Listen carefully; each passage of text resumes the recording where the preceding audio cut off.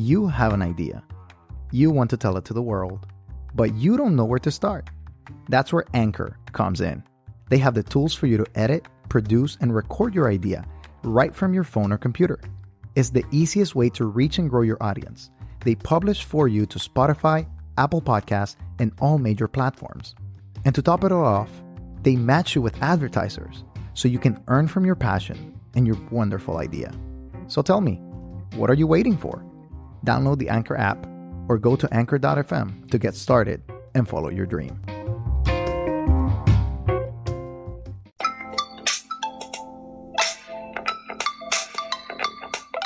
Welcome to Disruptive Adventism. My name is Jose Briones, and I'll be your host for this podcast. This podcast is about discussing the polemical statements and practices that are part of the Adventist fabric, which in turn shape this belief system to be unique and relevant for today's society. Thanks again for tuning in, everyone, to Disruptive Adventism. Today, we are continuing our series on youth culture, and we have invited a younger person, per se. She is younger than most guests that have been on the podcast so far. So it's kind of interesting because, we've been talking about youth culture, but we actually want to get the scoop from someone that's actually younger than we are here at Disruptive Adventism, or any of the guests that have been touching on the topic of youth and youth culture and the different alternatives and different things that are happening in the space. So we have invited Gen Z. That's correct, right? Yeah. Okay, so Gen Zer, Lais Mendes, to be with us. She is here, and we're going to talk about a little bit of what's going on in the space. What are some of the differences between millennials, Gen Zs, and, stuff like that. So, but, before we get kind of started on the topic, Lais, welcome. So, Thank you very much. Thanks for being here with us and, for taking the time to record. So tell us a little bit about yourself, where you're from, what are you doing, and what's going on right now in your life. Well, I'm 16 years old, and I'm from, the Boston area in Massachusetts. Life is kind of crazy right now. It's like junior year of high school. Everything's like kind of more difficult, and like you have to really put in effort and pay attention to what you're doing, which is kind of new because like freshman and sophomore year, you're kind of just laying low. No one really, no one's supposed to care about those years. Or so we like to perceive it. And so it's just like tackling all of like grades and assignments, and then on top of that, like trying to maintain a social life. So that's kind of what's going on. Well, let me kind of break it to you that is like it's gonna get more assignments and more stuff. I'm pretty sure that you know that, but it just gets harder from this point on. So that's just how it happens. Well, that's cool. You're in the Boston area. That's a nice town.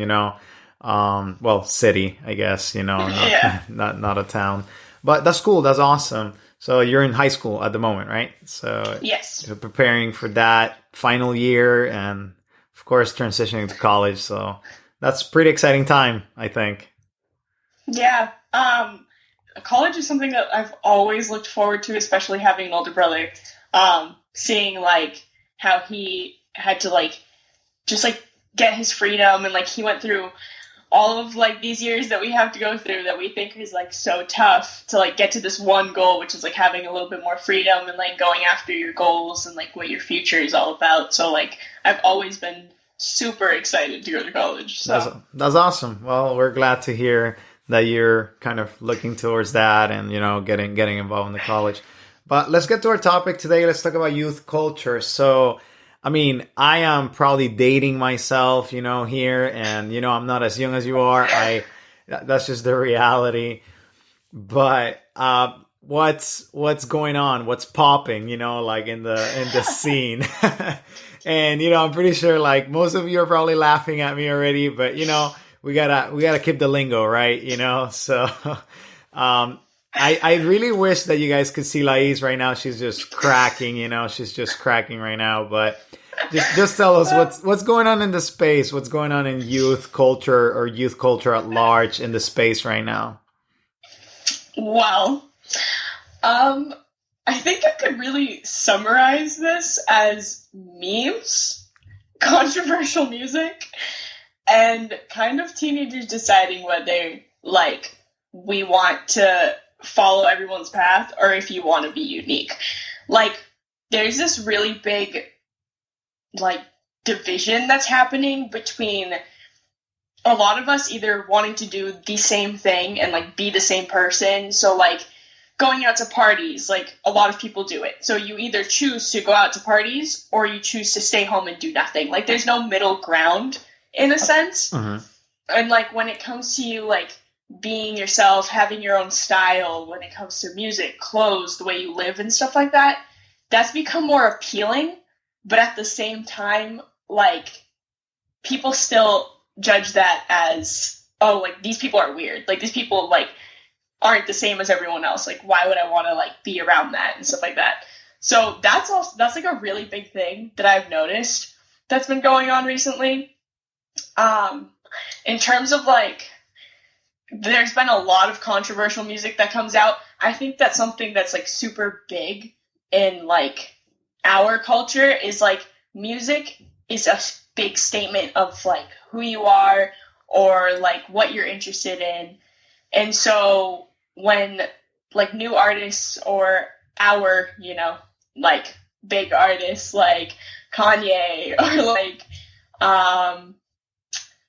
who else? Like, Beyonce and those people, like, who let out these, like, new songs, we really, like, start digging into the lyrics and, like, start paying attention to it more. Okay. Because I feel like, in a sense, we would listen to music and just kind of, like, ignore it and just kind of be like, oh, this has a nice beat to it and that's cool. But we started, like, picking apart, like, things that we heard, how that affects people. It's kind of like, it's weird to look at it because you wouldn't think that, like, such a young group of people would notice things, and, like, that's something that's become, like, really big. But yeah.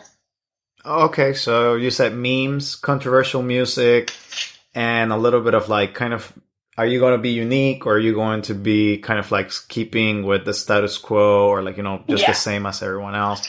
Okay, so when you talk about controversial music, can you give me an example of, like, maybe a song that has come out recently that it's kind of like, well, you know, quote unquote, polarizing, or maybe, you know, a little bit that has some heat to it, like, you know, or, you know, that's been, like, you know, happening or in the rounds? Yeah, so there are, like, Childish Gambino let out a song called This Is America, and I like to say that a lot of the people that I know, like, my age, a lot of my friends really, like, listen to his music. He's one of the artists that once he lets out a song, everyone gets, like, really hyped up about it. And when he let out This Is America, it was really split down the middle because a lot of people really dug into the lyrics, watched the music video, and saw, like, what the message that he was trying to put out there, of how, like, our society has become so, like, we kind of, like, disregard everything. Everything is just, let's focus on all the happy things, the dancing, our phones, like, the distractions from what's going on. And then there's the other side of it where a lot of people were like, it's just a song, you guys are looking too much into it, or, like, anyone who listens to this song and, like, has, like, the, like, that opinion of it is wrong or too political or too this or that. Like, that was one of the songs that I remember, at least of my school, that people were talking about for at least a month. And, like, it came to the point where we were bringing it up to teachers to see if, like, one side was right or one side wasn't. So it was really interesting to see that. There's, like, another song, which is God Is a Woman by Ariana Grande. That was a really controversial one. There were a lot of people saying that was super disrespectful and, like, that she like, had to be more, like, conscious of her audience, how some people really would take that offensively. And then there's other people who's like, it's just a song, like, you're reading too much into it, or, like, you have to look at it in, like, lyrical sense and like that she's just doing it because that's how she's gonna like get more people to listen. That's just artistry, you know? So it was really something to pay attention to. And this happens a lot, really. There could be songs like that have really no message behind them. And when it comes to like how we view them, there's always a split down the middle.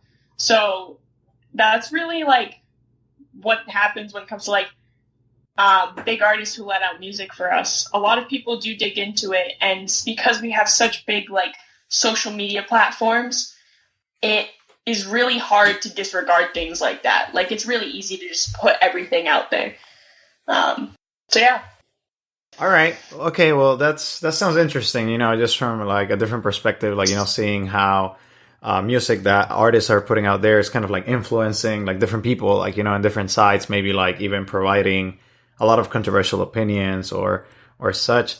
Now, you touched on something that's kind of like, I guess it has spread out even. Like, I do still remember, it's very ingrained in my brain, the first time that my dad and my mom sent me a meme. You know,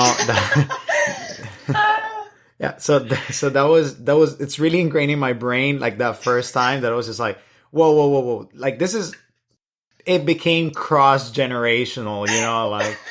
So, you know, like memes have been around for like a little bit, but you kind of mentioned that as part of being like part of the youth culture. And I was kind of wondering as to why. You know, I do remember like that point in time, I was like, whoa, my mom just sent me a meme. What's going on here? You know? But I'm pretty sure that maybe you feel the same when like maybe your brother or your older friends or like, you know, they send you memes and you're like, whoa, what's going on here? You're not supposed to be that cool. But explain to me, what is it about memes that is like so part of the culture right now? First of all, yeah, when my mom sent me a meme for the first time, I was actually concerned. I was at school and I like was in a study and I called her because I was actually like confused as to how she knew what that was. And along with GIFs too. My mom sent me those. That was ridiculous. But it's really weird because I remember that when I first got an Instagram when I was like 12, I would see things on like my feed all the time, but I would never see these like kind of meaningless jokes that were so well put together. Mm-hmm. Like I would never see that. And I remember like around a year or two ago, that was all I saw anywhere. And like that became huge. And like when it comes to student body and like voting in our school for like student body president and stuff, memes are like always what gets you the most votes. And like if you have like meme pages on Instagram have like over 120,000 followers, like it's actually ridiculous. And I find that super interesting because like it's become such a big part of like when you're hanging out with your friends, like you're just sending each other memes and just laughing over like these like dumb composed jokes. And it's just like really interesting that we bond over those. Like that's so weird to me. But yeah, it's just become a really big part of like our culture. And I mean, like it is, like you said, like cross-generational and like a lot of, it's pretty much evolved. But yeah, I feel like it's really, really big in our culture.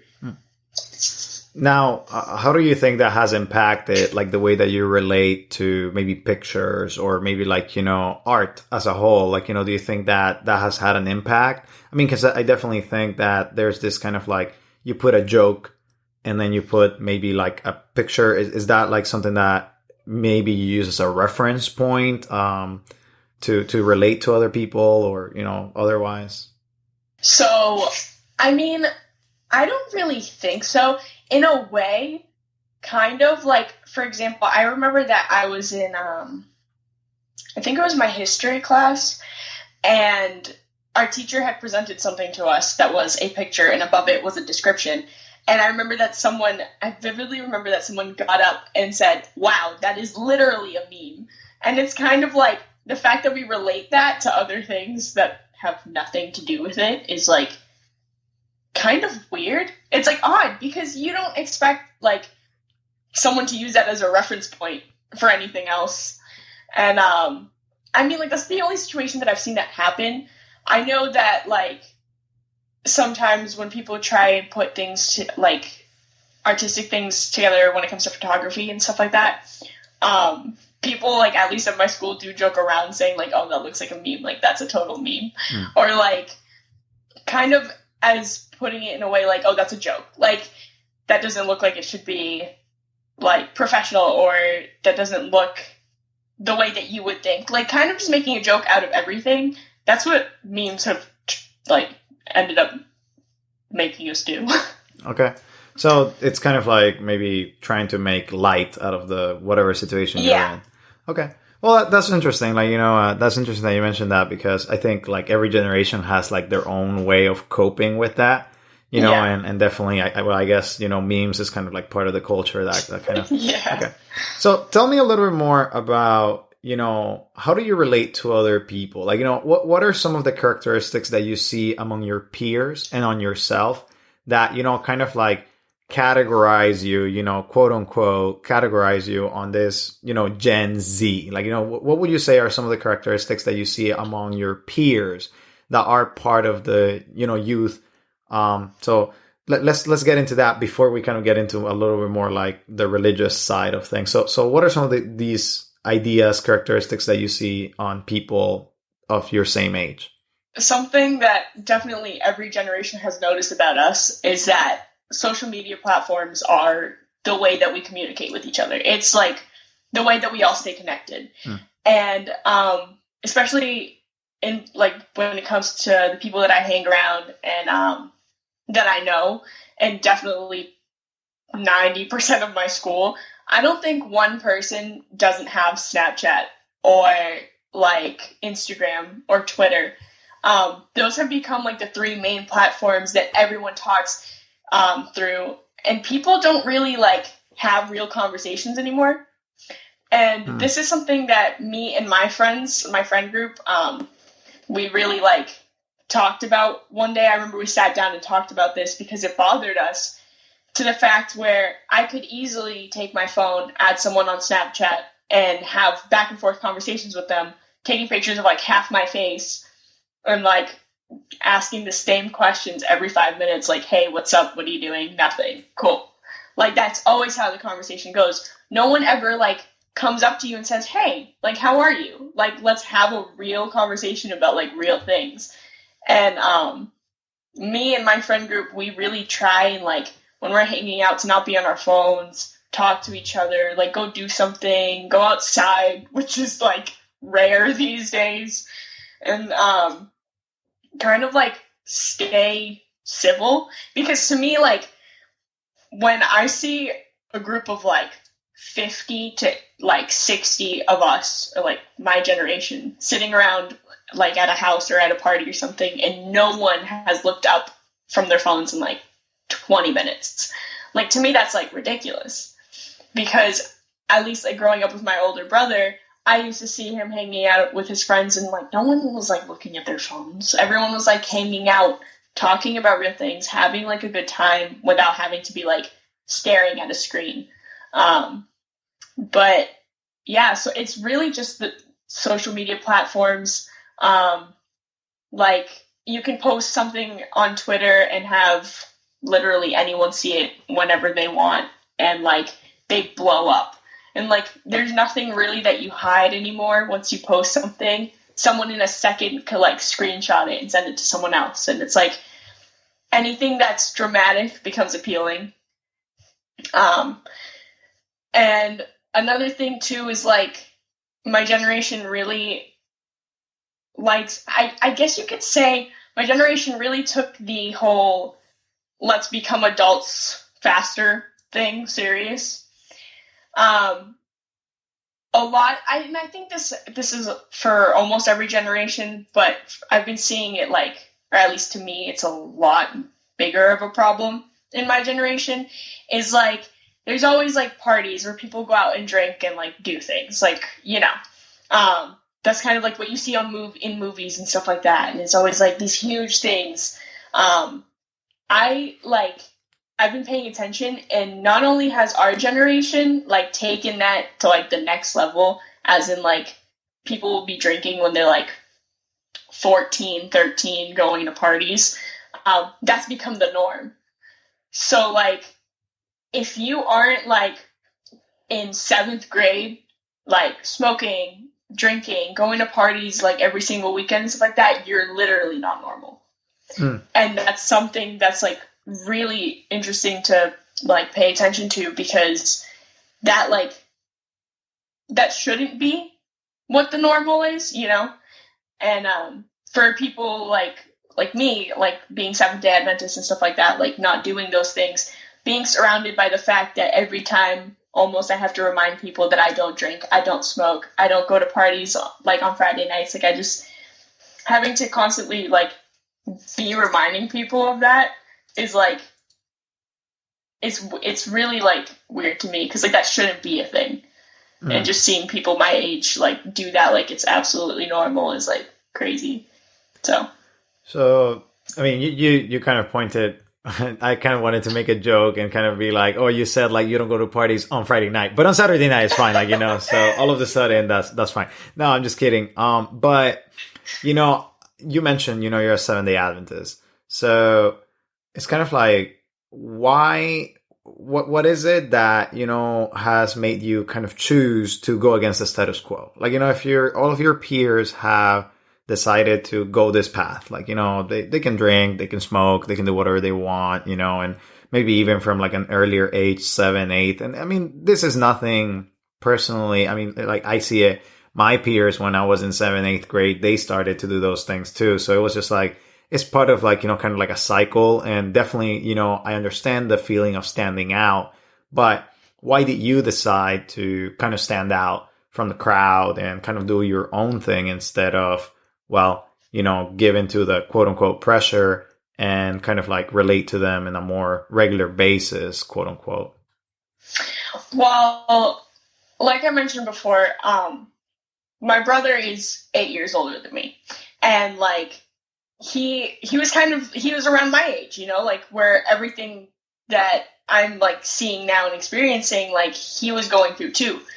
And seeing the fact that he was Seventh-day Adventist, and when he hung out with his friends, he didn't have to drink, he didn't have to smoke, he didn't have to do those things to be like having a good time and like being happy and enjoying like the company of his friends and stuff like that. So I always had that kind of like in the back of my mind. And now in like experiencing it like firsthand, it's really interesting, because around 7th, 8th grade, I like was still trying to find my crowd, still trying to see like who was actually gonna help me be better and wasn't gonna drag me down and like you said, pull me into the quote unquote pressure of being part of the status quo and like doing what everyone else did. My parents really taught me like that I didn't need that, and that if I wanted like a true feeling of happiness and love and like, you know, just pure bliss, that I didn't need that, and I could have Jesus in my life, and that was like never going to go away. So like freshman year of high school, I kind of found like a group of people that, regardless of what their religion or, you know, what they believed in, they respected my views and what I believed in. And like I'm friends with a lot of people who are like acquainted with a lot of people who do a lot of that stuff, but like I don't neglect them. I hang out with them, I'm friends with them, I talk to them, that's fine. Like they're really good people, but I don't do the same things that they do. And I don't feel the need to, because when I look at me and my friends and the way that my life is, and I look at some of the consequences that those people have to go through because of what they do, I look at it as by like standing by my faith and doing what I do, I don't have to like go through those consequences. You know, I don't have to deal with the aftermath of doing something that I really like don't need to do to be happy.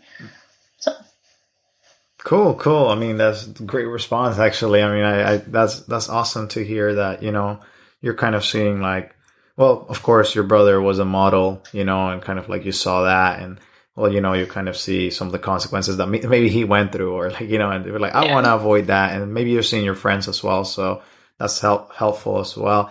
Now, you brought a very interesting point when it comes to faith and religion, like, you kind of saw that, hey, I don't need that, I have Jesus, right? Like, that kind of idea. But maybe, as we continue kind of going a little bit deeper, is like, how is it that your peers or yourself, your generation, or how do you see it, the relationship with not Jesus, but religion as a whole?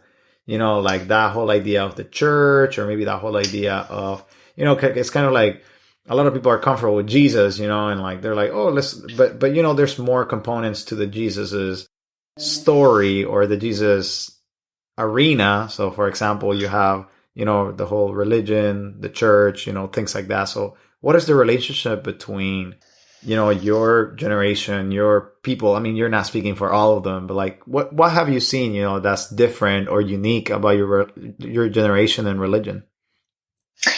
That's like really interesting because like I'm definitely not perfect. And I did and still do go through these moments of all of this seems really fun. Why, like, sometimes I have to remind myself as to why I don't do that.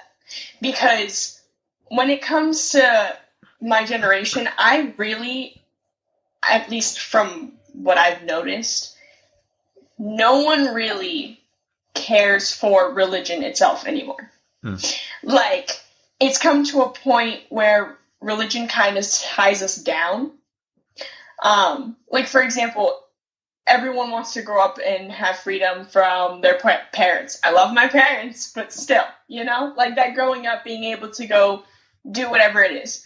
I feel like a lot of people in my generation think that religion is kind of like that. Like, it's a restricting parent. Like, if I'm part of this religion, I can't do these things, or I have to avoid these things, and why would I want to do that? If that, like, makes sense. And so I think I know very few people who actually have some sort of interest in religion or whatever it may be in like that religious like aspect. I know very few people who are close to me who actually like are still interested in that, because it's kind of like that YOLO thing. Like, no one really wants to be focusing on that when they can be going out and doing a bunch of other things. So that's something that's like really interesting too, because that's not just with people who have never been in church or part of a religion or whatever. Like, that happens to us too. Like, for example, I'm a Seventh-day Adventist, cool, but sometimes I have my moments of like, is this like where I want to be? Like, is this what I want to be standing by? And it's tempting. Like, the outside, like, the world is tempting. That it's full of temptations. And so it is really hard sometimes for us to like focus and like stand by our faith. But once you really look into it and you realize that like it really has a deeper meaning, you kind of like disregard like that whole it's tying me down thing and look at it as like it's freeing. Like, it's what's best for me in the long run, How do you determine that, though? How do you determine that is maybe the best thing for you in the long run? Or how do you come to this realization that it's not tying you down and that it's freeing? Because as you mentioned, there's a lot of people, maybe people listening, or like, they think about religion, they think about these things as it's tying me down, it's not letting me, it's restricting me. So what did you find in, the church or the Bible or, even in Seventh-day Adventism that was freeing for you? Well, I had a lot of firsthand experiences where I myself like have fallen. I mean, like, everyone makes mistakes, and I've made my fair share of them. And every time that I've fallen or I've done something that I could maybe that I regret or something like that, I've always looked back to the fact that my parents have always told me that no matter where I was in my life, no matter what I could have done, that if I looked to God, that I could trust in him and put my problems in his hands, and that he would help me out of it. And in every situation that I fall in, that is exactly what I think about, because when we make mistakes, especially as teenagers, I think we really beat ourselves up about it. It's really I really screwed up right now and nothing can get me out of this. I'm done. This is it. And when I fall and I start thinking that, I'm sometimes I think I might as well just call on to God, because, what am I going to lose? And I end up seeing that he's literally always there. And growing up in a family where that is really it's a really main, big part of how we live our lives, it really does make it easier. But something that's super, I'm trying to word this because I have something to say, but it comes to a point where you start seeing the things that happen to other people, and you realize that there's nothing you can lose from trying to stand by a faith that hasn't proven you wrong, standing by something that till this point hasn't proven you wrong. So what are you going to lose from it? You can only gain from it. So kind of I've always had that in mind. And whenever it comes to situations where I feel stuck or I feel like I'm going to mess up, that's always what I think about, because that's what I grew up surrounded by, and I've never been proven to not believe in that. Okay. So now that's your experience, and as you say, a lot of your peers may not have that experience or may have a different experience. What do you think? And maybe this is one of the last questions. Our time is kind of running out in here. Yeah. But what is one of the things that you would say to church leaders or to people that are trying to engage with youth, in this space, in this culture that is different, or that they're disconnected from it because they forgot about their years when they were quote unquote rebels, or when they had some different views, when they were interesting, or just different from the whole, or they were trying to challenge the status quo and try to be different. What would you say to church leaders today? How do you interact with youth? What will you say from your perspective, and how to kind of regain and present this package that you're talking about, that is freeing, that it hasn't failed, to other people when maybe they have experienced that failure? So me and a lot of my friends who do go to the same church as me, or who I've met at things for Pathfinders and stuff like that, we always talk about how, at least we think that the church kind of lost its, it seems to us as if the church lost its interest in us, because we go to church and it's it's the same thing every Saturday. It's, we go there, we sing, we hear pretty much the same sermon, which is tithes and, make sure you're praying, and this is a story. And that's always what it is. And that's not interesting to us. Of course we want to know about it. Of course we want to be informed. Of course we want to be reminded that praying and giving your tithes and all that stuff is important.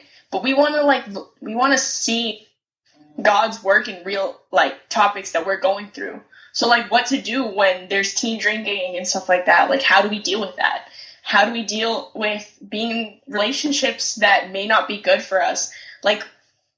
Kind of focusing on what we have to go through, because we can talk to parents and stuff like that about things that we go through on our day to day, but having that kind of place where we can hear about these topics that are important to us, but at the same time we know that there's a base to it, that we have something that's going to back it up, about hearing about topics but knowing that there's like God behind it, that something is going to come from it, you know, because church has kind of become a routine to us and not as much something that we look forward to. And it really shouldn't be like that, because I remember that there was a point where I would be going to church and I was super excited to go because they were having like these special pastors come in with like these like programs or these like weekly sermons, you know, like it was just kind of interesting and new when they would engage us and make sure that like it wasn't just a message to adults or people who have already been there. It was like, hey, you're going through this, so let's talk about it. And honestly, like kind of just, I think it's really important to keep us involved, because sometimes we feel like we don't have a place in the church. Like we feel like we're forced to go, we have to be there, but like what are we doing? You know, like sometimes like, yeah, sometimes they invite us to like go sing up front or like something like that. But like, for example, I got the amazing opportunity to write my own sermon and preach it. Like that was an experience that I got to go through that I was super, super nervous about. But still, like, it completely pushed me out of my comfort zone. But it was something that I was super excited to do, because I got to show the people in my church who usually just see me sitting on a pew that I'm interested and I have something to say, you know? So honestly, like, it's just kind of keeping us involved and making sure that we're not just sitting around waiting for our moment, that it could always be our moment, you know? Well, that's awesome. I mean, thanks for sharing that. And I'm pretty sure that those listening will take note and maybe try to do that in their churches, you know, and I think that's a good change. Well, Lais, thank you very much. It's been a great time, to talk to you and to kind of like, you know, see what's going on in the space, you know, and well, of course, you know, we've been talking about youth culture for the last couple of podcasts. So it'll be interesting to see how those responses kind of like engage with what you're saying and provide that perspective. As it is our tradition here, we like to give the final word to our guests. So go ahead, give us the final word on youth culture from your perspective as a Gen Z. We may seem like we don't know that much, but we're pretty interesting people. So you should get to know us a little bit more.